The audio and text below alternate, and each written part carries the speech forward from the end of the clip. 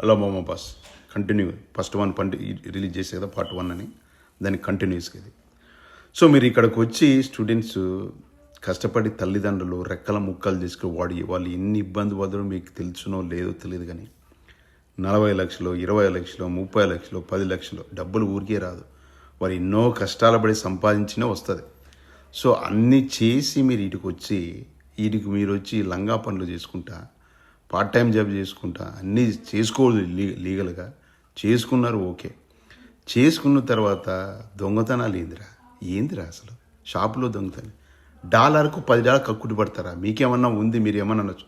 అయినా కూడా ఎవరికున్నా కూడా మనం వచ్చింది ఏమిటి, ఒకసారి దొరికితే మన జీవితం అమెరికాకు రాలేము. కాబట్టి అలా లంగా పనులు చేసి షాపింగ్ ఇది, తర్వాత ఏదైనా చిన్న మైనర్తో చాటింగ్లు చేసి వాళ్ళని కలచడానికి, తర్వాత ట్రాఫిక్ ఇవి, తర్వాత ఇంకా నానాగవన్నీ అన్నీ చేసి ఇన్ని చేసి మీరు మీ తప్పులు పెట్టుకొని వాళ్ళు ఏదో కష్టపడి ఇన్ఫర్మేషన్ ఇస్తే మెలోడీ మాక్టైల్ రవి గారు, సో మీరు వాళ్ళని బ్లేమ్ చేస్తారు. ఎవడో ఒక లేడీ అంట మీ వల్ల వీసా అయిందంటే నువ్వు చేసిన పని ఏమమ్మా? నీ పని మీ పేరెంట్స్ చెప్పేవా? బొక్కలో తెలిస్తే అప్పుడు తెలుస్తుంది మీకు. మరి బుద్ధి లేకుండా మాట్లాడతారు. ఇక్కడ వచ్చి పెద్ద బిల్డప్లు ఇస్తారు. ఏమో పెద్ద అమెరికా నిలవాలకట. మీరు వచ్చినామా, చదువుకున్నామా, జాబ్ కొట్టుకున్నామా ఉండాలి. మిగతా పనులతో ఏముంది? ఇల్లీగల్ పనులతో ఏం పనుంది మీకు?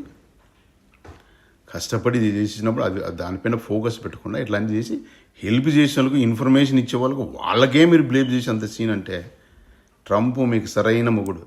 ఈ 4 ఏళ్ళు మీరు నిజాయితీగా ఉండి కష్టపడితే వస్తాయి, లేదంటే ఇంకా భయంకరంగా ఉంటాయి. ఇంకా చూసుకోండి, జాగ్రత్తగా కష్టపడి. ఎవడు రమ్మను, ఎవడేమనుకుంటే ఎవడైనా రండి చూసుకుందాం.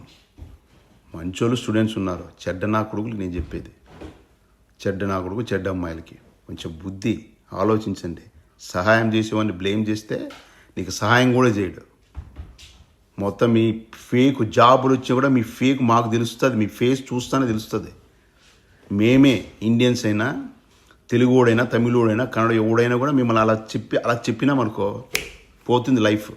జాగ్రత్తగా సహాయం చేసే వాళ్ళనే ఇట్లా బ్లేమ్ చేసేది మానుకోండి. మీ మైండ్ సెట్ చేంజ్ చేసుకోండి.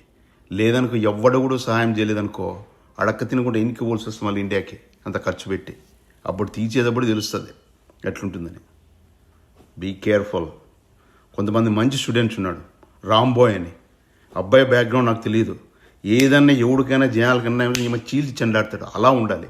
భగవద్గీత గురించి చెప్తాడు, ఆ బెట్టింగ్ యాప్స్ గురించి చెండాలడి ఎవడైనా చేయలేంతవరకు. I love it. అబ్బాయి బ్యాక్గ్రౌండ్ నాకు తెలియదు, ఒక అన్యాయం చెప్తే స్పందించడం అది ఇంపార్టెంట్. అలా ఉండాలి.